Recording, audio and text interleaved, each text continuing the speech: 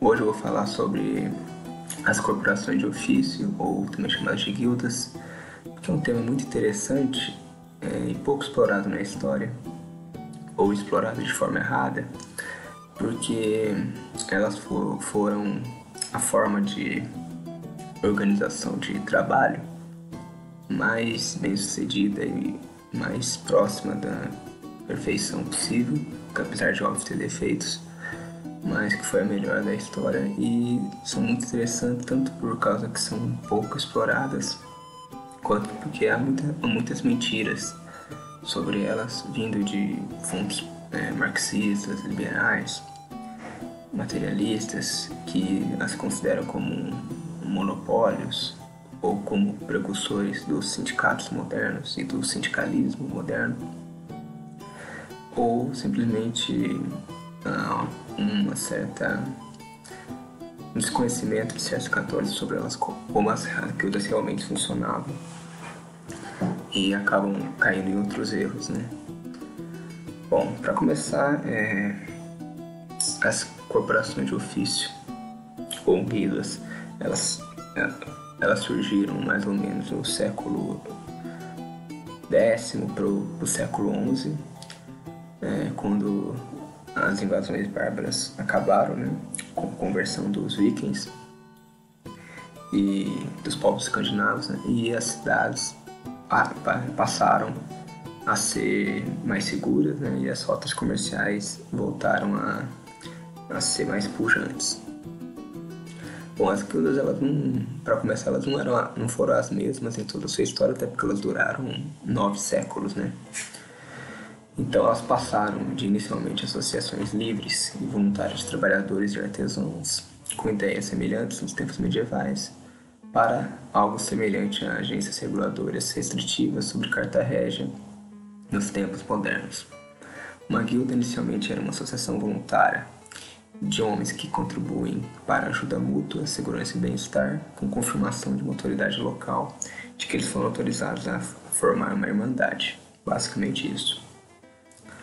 Um precursor das guildas eram os collegia romanos, que eram grupos que representavam inúmeras pessoas vinculadas a uma entidade jurídica distinta e coletiva. Os collegia romanos mais famosos eram os de gladiadores, pois os gladiadores que eram escravos, apesar disso, eles formaram esses certos grupos e contribuíam com doações e ajuda mútua, por exemplo, principalmente para pagar o funeral, caso um gladiador morresse, pagar o funeral para a viúva desse gladiador, né? Também ajudava a família.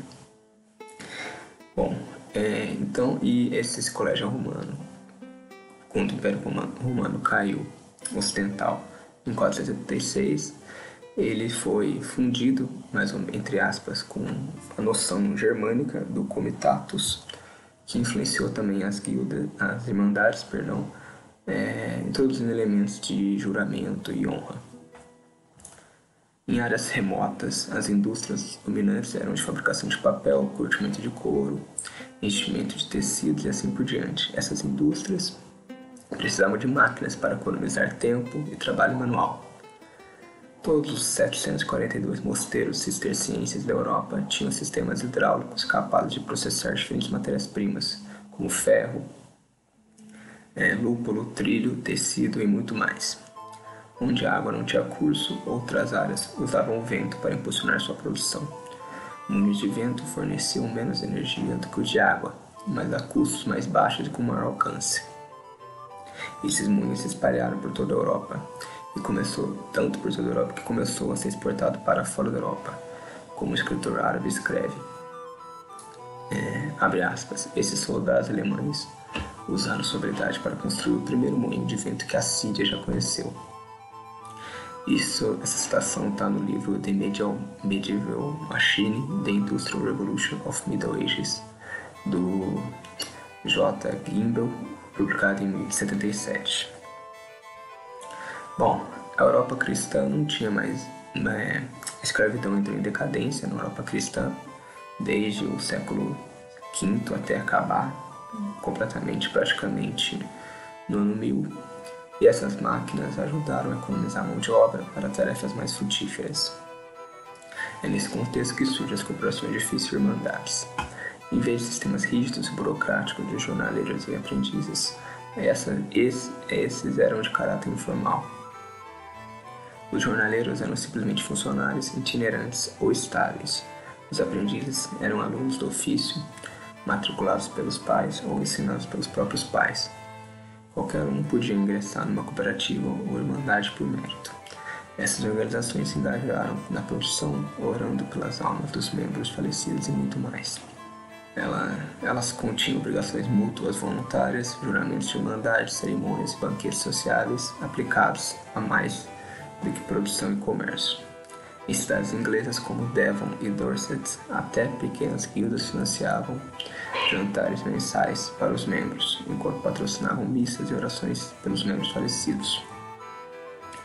As cooperativas manufatureiras produziam mercadorias destinadas à exportação para o interior, outras cidades ou mercados distantes. As cooperativas alimentares compravam produtos agrícolas, processavam-os e depois os vendiam como alimentos, semelhantes a restaurantes e fábricas de alimentos processados. Algumas cidades e indústrias não tinham cooperativas e associações produtivas, mas todas tinham trabalhadores e empresas que operavam fora delas. Longe de cartéis ou monopólios, essas cooperativas e associações eram meras irmandades de homens afins. Não eram empresas em si, mas organizações voluntárias de empreendedores, mestres e jornaleiros dispostos com empresas associadas. Um caso em Londres de 1355 mostrou o descontentamento de uma cooperativa de tecelagem com tecelão nos membros, abre aspas.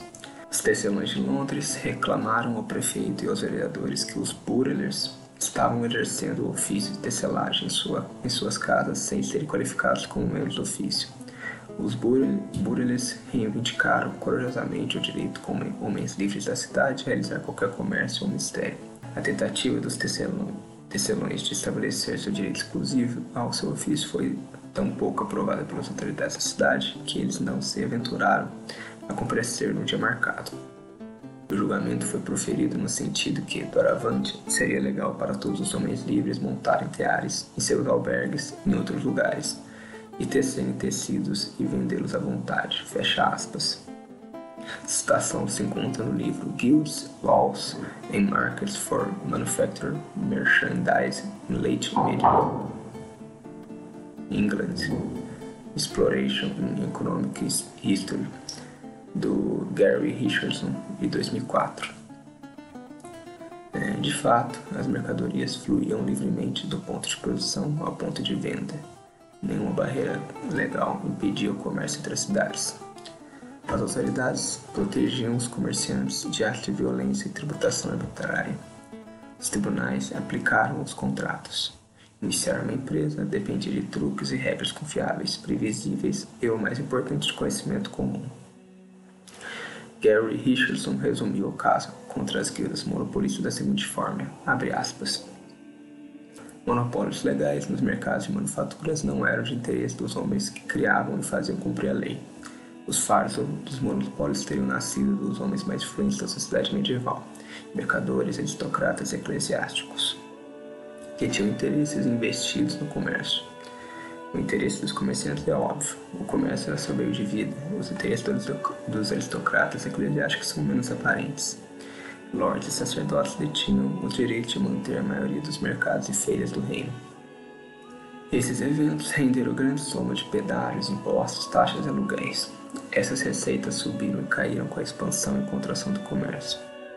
Assim, os homens que fizeram e aplicaram a lei se beneficiaram de grandes volumes de comércio. Eles também tinham interesse investido no preço das mercadorias manufaturadas.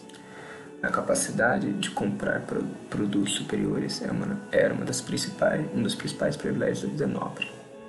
O preço monopolista ameaçava esse privilégio, reduzindo a riqueza dos aristocratas, clérigos e comerciantes em relação à renda de artesãos e trabalhadores.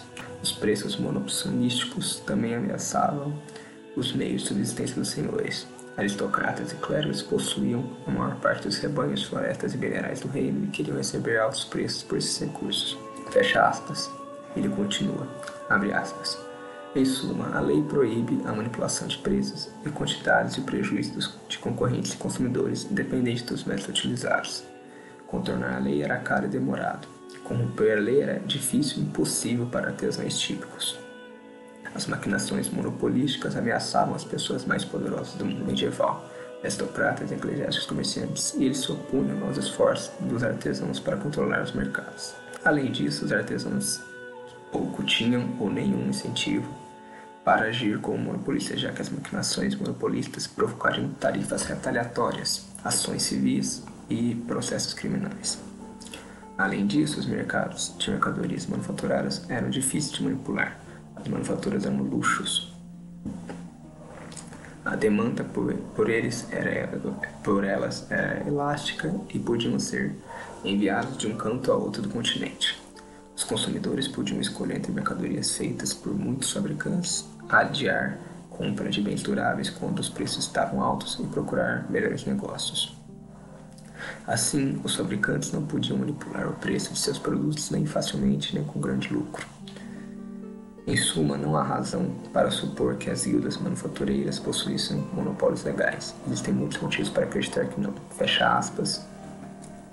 No mesmo livro do Richardson, Guilds, Laws and Markets for Manufacturing Merchandise in Late Medieval England.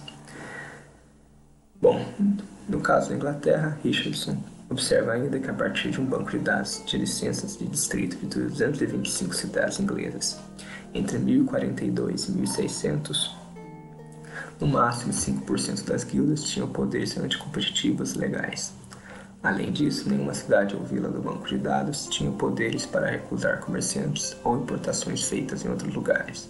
Estatisticamente falando, significa um subsídio de no máximo 1% de todas as cidades, além do banco de dados com tal poder. Deve-se observar também que 23 das 25 maiores cidades apareceram no banco de dados, de modo que qualquer outra vila ou cidade com tais poderes mal teve qualquer efeito sobre o comércio.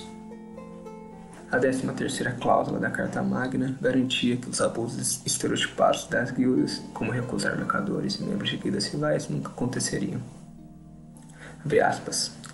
Todos os mercadores devem ter passagem livre e sem perturbações para e da Inglaterra e devem estar seguros e não serem molestados durante sua estada em suas viagens por terra e água em todo o país. Nenhuma medida onerosa ou extraordinária será imposta a eles, mas eles devem comprar e vender livremente mediante pagamento apenas das taxas devidas estabelecidas. Essas disposições, no entanto, não se aplicarão em tempos de guerra a cidadãos de um país em guerra conosco. Reticências. Se descobrirmos que nossos mercadores estão seguros com o inimigo, seus mercadores estarão seguros conosco. Fecha aspas. Na Itália, as associações também não tinham apenas objetivos financeiros e profissionais. Seu papel, pelo menos no início, era promover a solidariedade e a ajuda mútua entre seus membros e apoiar as celebrações religiosas. No entanto, conforme observado por alguns estudiosos, foi precisamente durante os séculos XIII e XIV que esse papel começou a diminuir e, embora nunca tenha sido formalmente abolido, a mudança funcionou em benefício das atividades verdadeiramente institucionais. A ajuda mútua e a orientação religiosa dos leigos passaram a ser prerrogativa das confrarias. Essas cooperativas e irmandades nunca se mantiveram na cidade e as rurais proliferaram. Em um exemplo, para a aldeia de Gambassi, em Valdensa, Toscana, os vidreiros formaram uma confraria religiosa para a ajuda material e espiritual. Sua organização e administração se prestando à da primeira irmandade Gesuati, estabelecida por Giovanni Colombini de Siena, um comerciante e senador de Siena que entrou na vida consagrada e fundou sua ordem religiosa. Richardson descreve como as guildas funcionavam, abre aspas. Guildas bem-sucedidas produziam quantidades muito além das necessidades locais ou regionais, exportavam quantidades cada vez maiores de suas cidades natais para aldeias rurais, cidades distantes e nações estrangeiras. Guildas de cidades distantes competiam entre si nesses mercados, onde vivia a maioria da população e onde as guildas vendiam a maior parte das mercadorias. Ele continua. Alguém, no entanto, poderia objetar e apontar para o exemplo mencionado dos pescadores de Worms, como um exemplo de monopólio. Observamos que as proibições do bispo Adalberto, que só podia comprar peixe para revenda nas proximidades de Worms. Além disso, o Conselho de Pescadores também está proibindo de vender antes do ofício litúrgico de Prime, ou 6 da manhã. De fato, o alvará do bispo Adalberto menciona explicitamente que qualquer pessoa que pesque pode vendê-lo, enquanto impõe restrições apenas aos 23 pescadores da cidade. Esses regulamentos decorrem da prevenção e re-regulamentação, práticas comuns no início da Idade Média e, de fato, em épocas posteriores. Os silvicultores compravam mercadorias antes que chegassem ao mercado para aumentar o preço. Os consumidores acumulavam mercadorias quando esperavam que os preços subissem. Por fim, os regradores compravam produtos e os revendiam no mesmo mercado por um preço mais alto. Richardson os chama dos primeiros exemplos de regulamentação antitrust. No entanto, nos tempos medievais, isso ia além de comportamento anticompetitivo, chegando a assaltos e agressões. Os silvicultores impediram que os comerciantes e produtores chegassem ao mercado, coagindo-os a desistir de seus produtos por um preço mais baixo do que a venda no mercado. Os vendedores, em potencial, muitas vezes não tinham escolha a não ser concordar, já que o atraso geralmente significava que ninguém mais compraria seus produtos. Richardson mais uma vez expõe os fatos relacionados à antecipação e à regravação na Inglaterra. Abre aspas. Em termos estatísticos, 5,8% das licenças municipais existentes contêm proibições contra antecipação e regravação. Um intervalo de confiança de 95% para a porcentagem de todas as cidades que consagram disposições antitrust em seus documentos constitucionais varia de 2,7% a 8,8%. Embora as guildas, fraternidades, associações cooperativas decididamente não fossem monopólios, isso não quer dizer que competiam em igualdade de condições com produtores independentes. No século XIX, a palavra monopólio era usada para delimitar muitos tipos de comportamentos que aumentavam o poder de mercado, como, por exemplo, monopólio, monopsônio, concorrência monopolista, concorrência imperfeita, oligopólio, conluio, cartéis, discriminação de preços, comportamento predatório, suporte de preços, integração vertical, barreiras à entrada, restrições de redução da concorrência intramarca, execuções hipotecárias a montante ajusante e inúmeros tipos de intervenção governamental. Guildas e fraternidades eram especialmente propensas à competição monopolista e a comportamento monopsonista. O mercado em competição monopolista tem produtores com bens heterogêneos, diferentes qualidades, propostas e muito mais garantem que uma competição monopolista se estabeleça. E as guildas geralmente se encontravam nesse tipo. Embora comerciantes, empresas e líderes pudessem concorrer livremente, no entanto, juntar-se a uma guilda ou cooperativa trazia vantagens para a produtividade dos membros.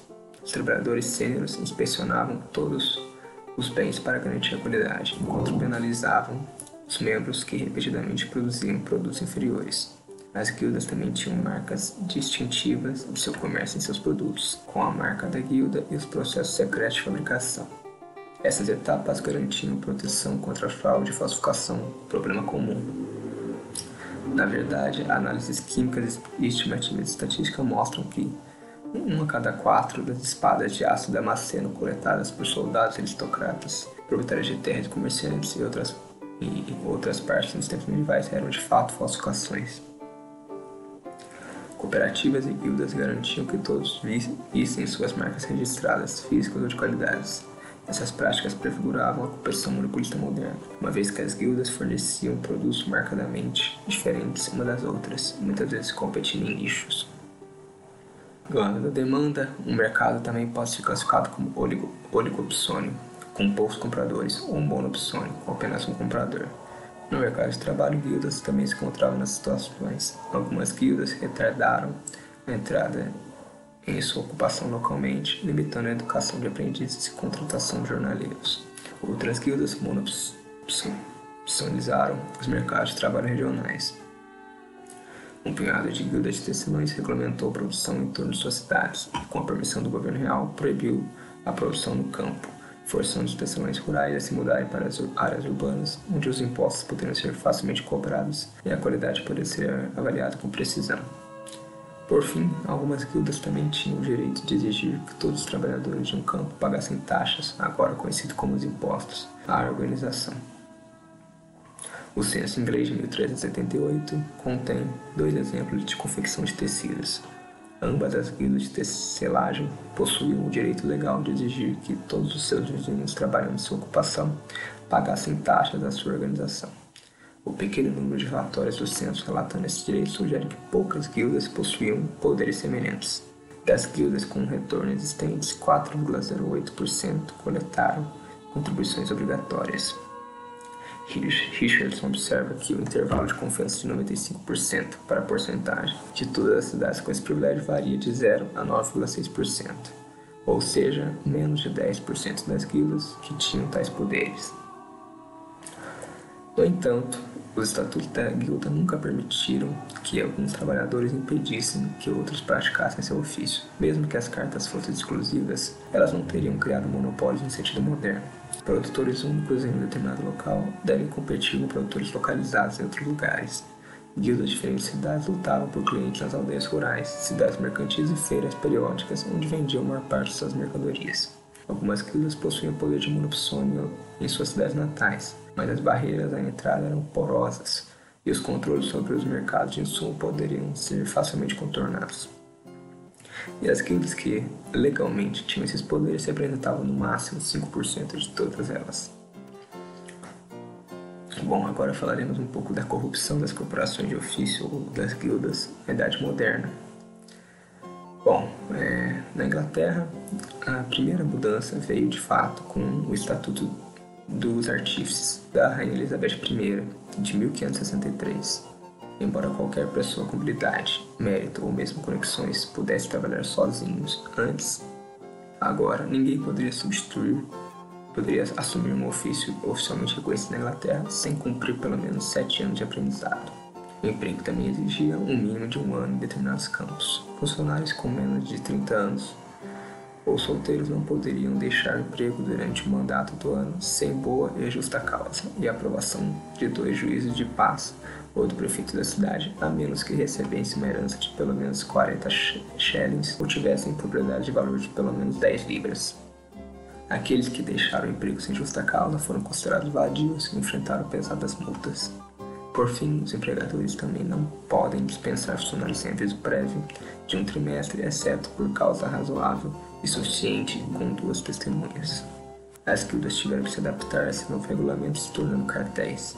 O final da Era Tudor introduziu propriedade intelectual, uma importação do continente, mas mais especificamente de Veneza, que surgiu por volta de 1440, 1450.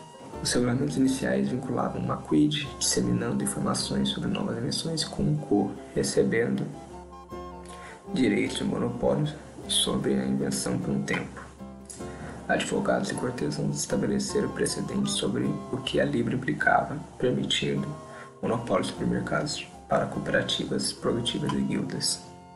Embora destinadas a impedir problemas sobre fraudes e falsificações, as patentes, sem dúvida, exacerbaram o poder de mercado privilégio que algumas guildas tinham nos tempos medievais. Adam Smith assim resume a situação das guildas inglesas modernas no final do século XVIII, já corrompidas pelo absolutismo real. Abre aspas, na Inglaterra, de fato, uma carta do rei também era necessária, mas essa prerrogativa da coroa parece ter sido reservada antes para extorquir dinheiro do súdito do que para a defesa da liberdade comum contra tais monopólios opressores.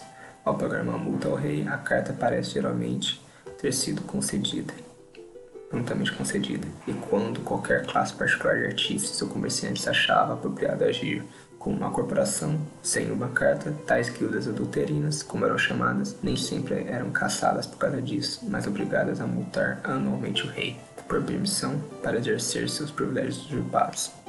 Fecha aspas. Isso se encontra no Da Riqueza das Nações, capítulo 10, parte 2.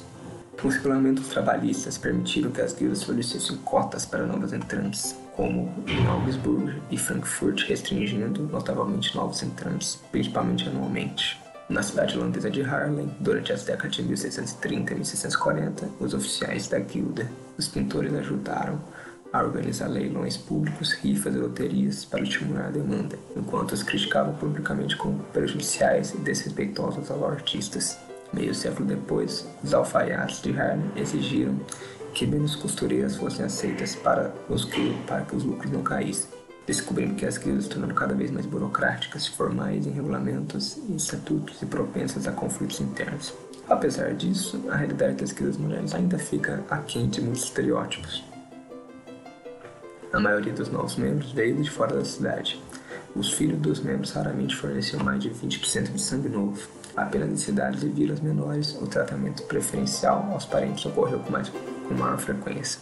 Aprendizes estrangeiros também eram uma ocorrência comum, com quase 2/3 das guildas recrutando metade de seus aprendizes de terras estrangeiras. Longe de uma instituição exclusiva, a guilda moderna ainda era acolhedora e aberta aos novos membros, apesar de todo o intervencionismo. Com a queda das corporações de ofício ao longo do século XIX, os governos voltaram seu apoio para um novo tipo de empresa em expansão chamada Corporação de Responsabilidade Limitada. A concessão de privilégio corporativo com responsabilidade limitada era considerada um tipo de monopólio. A fundação da Companhia das Índias Orientais em 1600 na Holanda plantou as sementes de como os negócios seriam feitos no próximo milênio. O último país a abolir as corporações de ofício foi o Império Austro-Húngaro, somente na década de 1890.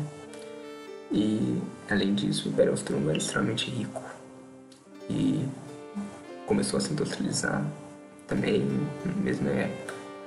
Então, nós podemos ver, com todas as informações descritas pela bibliografia, que as corporações de ofício estavam longe de ser toda essa mentira liberal, marxista, ou de outras vertentes, fascistas, etc., sindicalistas, que elas eram precursoras dos sindicatos modernos no sentido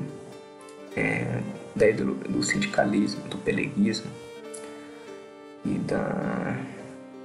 do corporativismo moderno, onde o Estado, junto com as grandes corporações, controla todo o mercado de trabalho, causando uma enorme dependência da população que não tem poder de barganha para competir com esses grupos já estabelecidos.